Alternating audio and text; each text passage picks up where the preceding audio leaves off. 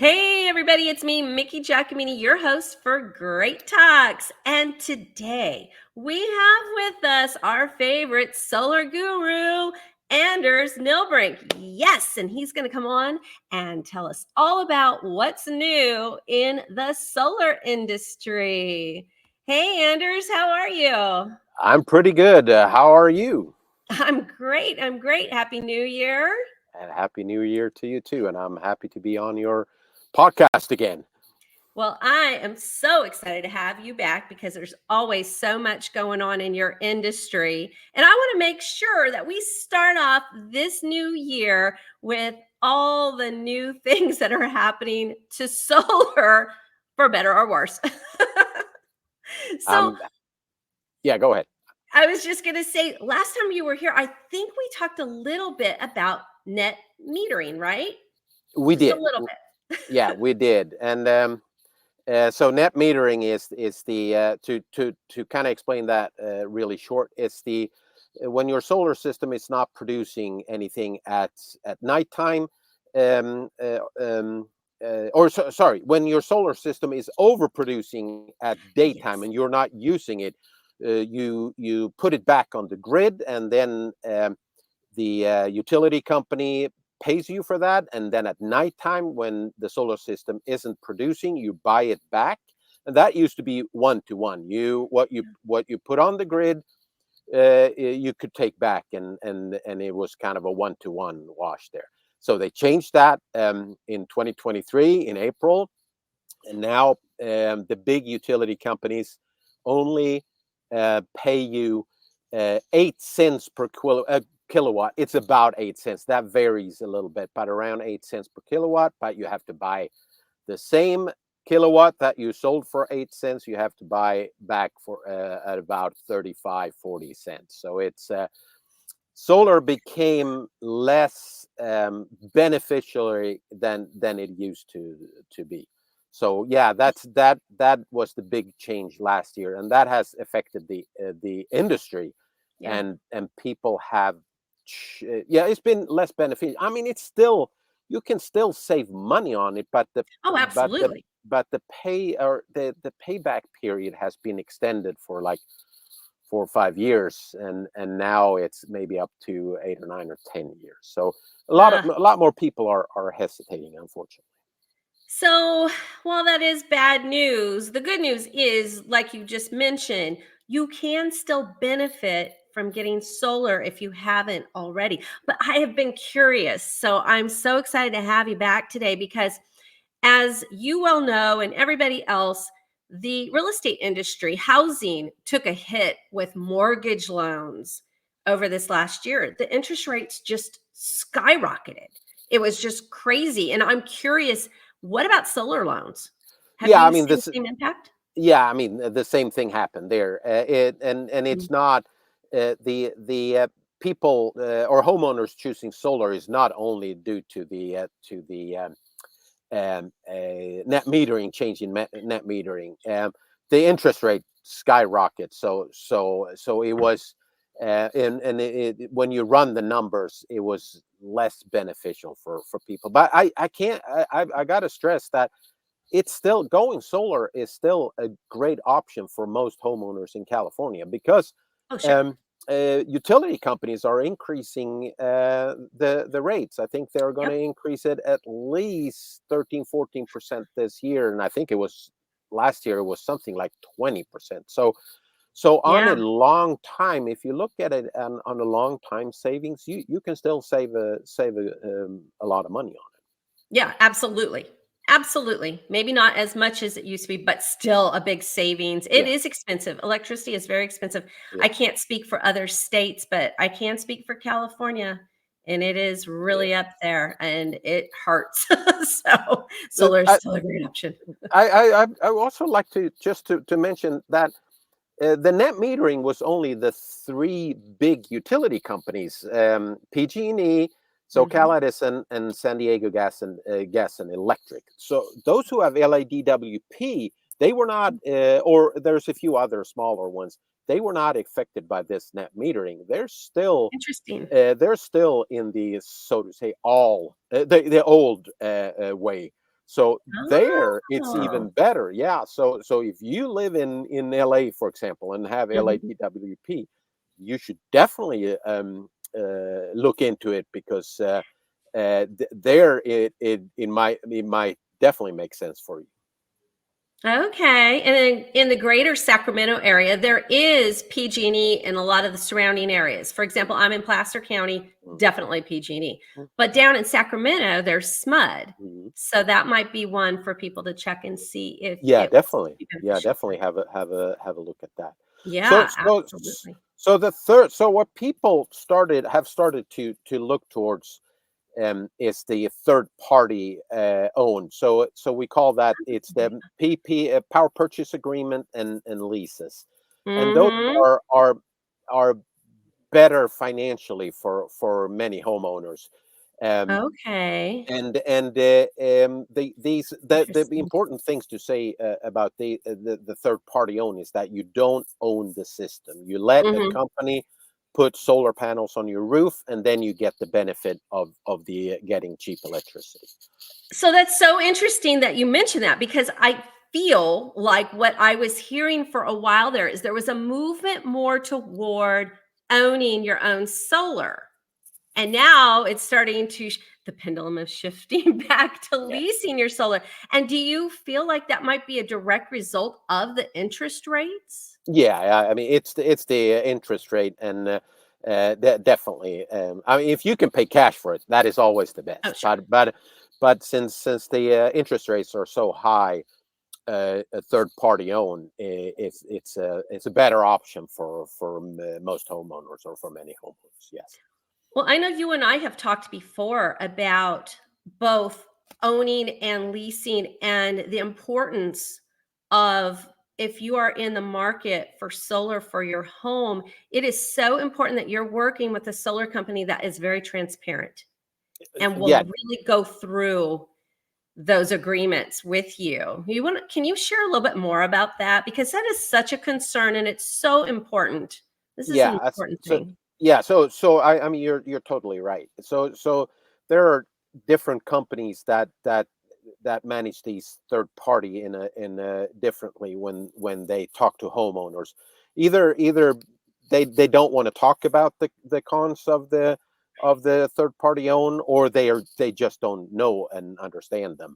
So you need to choose a solar company that can explain the pros and cons. What does it mean if you go into an agreement with that? Can you buy it?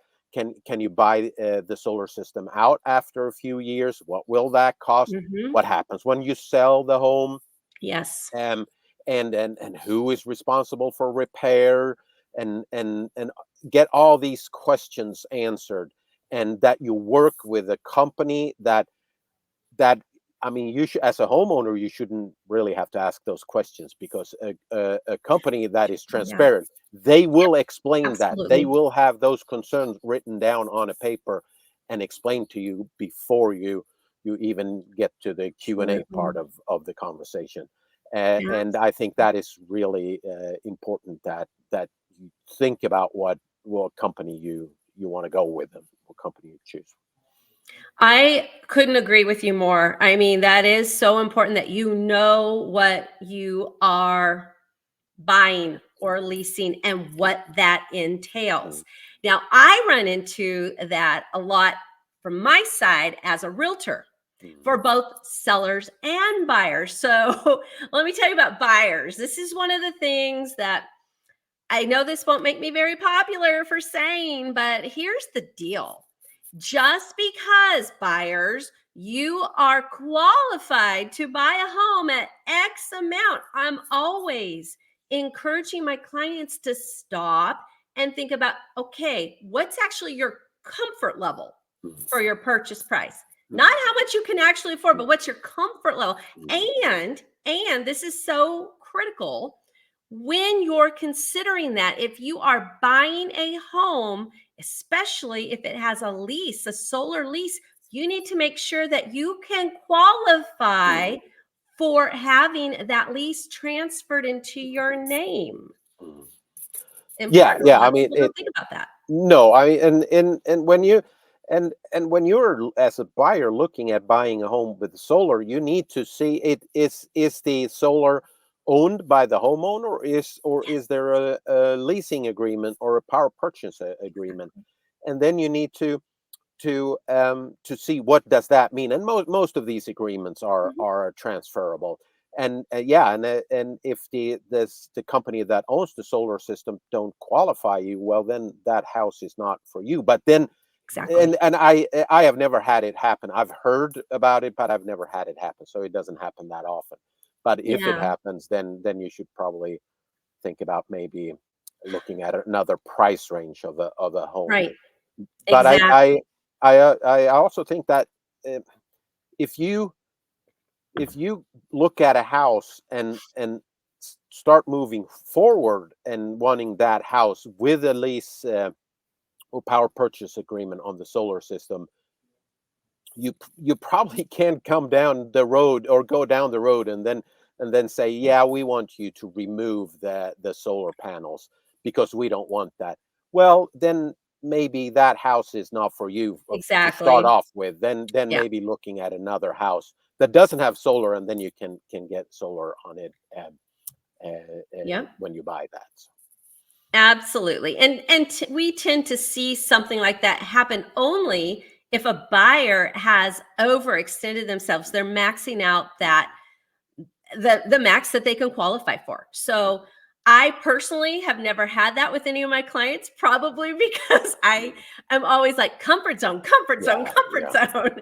yeah, Yeah, I don't want them to overextend themselves. So I'm fortunate that none of my clients have been in that situation, but I've heard the horror stories. yeah, And you don't want to fall out because that is not necessarily one of your contingencies no, with purchasing the home. And if it falls out, oh my goodness, that could be really scary. It depends on what you had as your loan yeah, contingency. If you had a loan yeah, contingency, yeah, you might have waived that. I don't yeah, know. yeah, All different deals are different. So you yeah, got to be careful with that. But something else is on the opposite side for sellers, because you touched on this, Anders. Something I do with my clients that are selling their homes before we even go active, before we even think about going active. That's one of the things. If they have solar, I have them pull out. I have them find all their solar information. A lot of times it's in a binder, not always, but I have them pull out their paperwork so that they are clear. Okay, do I actually own this or am yeah, I leasing it? And then I have them contact their solar mm, company to make sure they know what the transfer policy is, what the procedure is.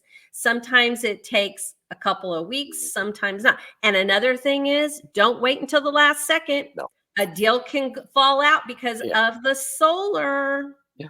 No, Yep. I mean, you're totally right there. And unfortunately, a lot of these third party owned solar that was sold 10, 15, Mhm. 20 years ago, Yep. the homeowner think they own the solar, but they don't. You And because it was a lack of transparency back then, which Mhm. I think has changed a little bit, but I always make sure that explain that if a homeowner goes in on a or want to do a third party, you do not own the system. That Right. and that the that you're really clear on that. And as you mentioned, um, have the seller go in and look at all the papers, talk to the solar company, and talk to them about. So now I'm selling the house. What do I need to do to transfer the system Right. here? Yes, Um, and because and prepare that so it doesn't come in the yeah. last minutes. Absolutely. You don't want to wait till the last minute. Have it done right away. And like you mentioned, it can be transferred whether it's owned or leased, Mhm. correct? It all depends on how the agreement was written.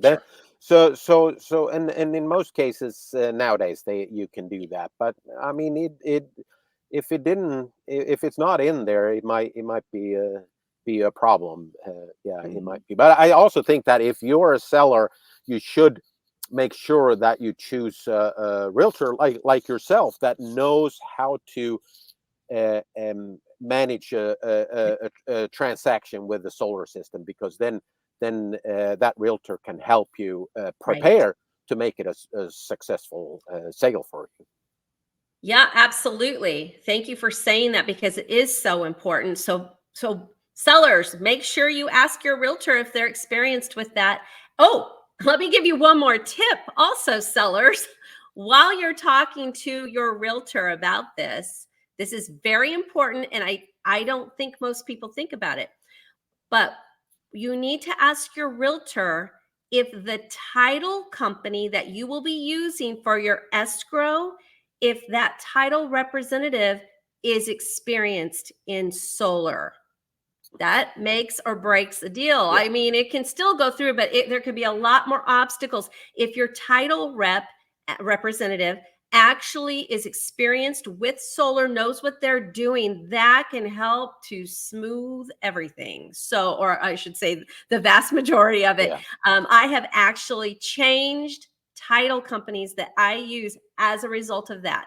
And now I use one where my gal, she is amazing. She knows anything and everything about transferring the yeah, solar over with the title and all that stuff that I don't do.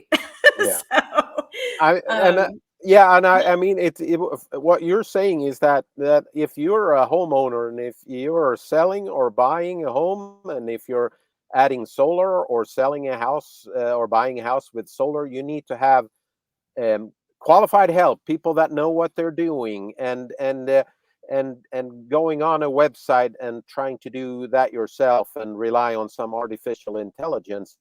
It might work, but you're taking a big risk, and you might not be. It might come back and bite you if you're going to sell the house in 10 years, oh and yeah. and that realtor says that, well, you should have thought that 10 years ago because that was not correct. So yeah, Oh, absolutely. Thank you for pointing out that this is definitely one of those situations where humans are important. Really do need to have that human mm, connection about this because AI doesn't always understand all that, all the intricacies about it. no, So yeah, thank you you're for right. mentioning that. And as well, people need to make sure that they are really aligning themselves with a strong solar company. I know from my side of things, I still have buyers that are looking for homes that only have solar. They don't Mhm, want to see a home that doesn't have solar. They mhm. want it to have solar. It is still such a value add to homes. So we're talking about some of these particulars for buying and selling that goes along with solar, but that's just to educate all of you out there to keep that in mind. It is a value add to your home. Yeah, yeah, and if you have a solar system on your house, you have a relationship with. Even it doesn't matter if you buy it cash or if you buy it Mhm. with a loan or if you have a third party. You have a relationship with a company that will last you 15, 20 years, because that is what how long a solar system will last. And you need to choose a company that will stand behind you for those 15, 20 years. Hopefully nothing will happen, and the only thing you will hear from them is the initial few months until installation, and then you don't hear from them again. But you never know what will happen. So choosing a solar company to work with, and think about the long term relationships with them, and that there are warranties that cover you for the duration of the system is really important. Absolutely. Critical, actually, right? It's critical. Yeah, it is Yeah, definitely it's critical. absolutely. Well, Anders, you are considered somebody very upstanding and renowned in this industry. And I'm sure that people watching this might want to reach out to you to get more information. How could they do that? Well, they can email me or they can give me a call, and then I'll happy to help answering any questions. And I'm an independent consultant. I work for myself, so I don't have the pressure of uh, um, forcing you to get into a deal. I educate people, and then you, with that knowledge, you decide what you want to do. And if you just want to be educated, that's fine. I'm happy to do that, because I think that the more people know about solar, the more people will see the benefit of it, and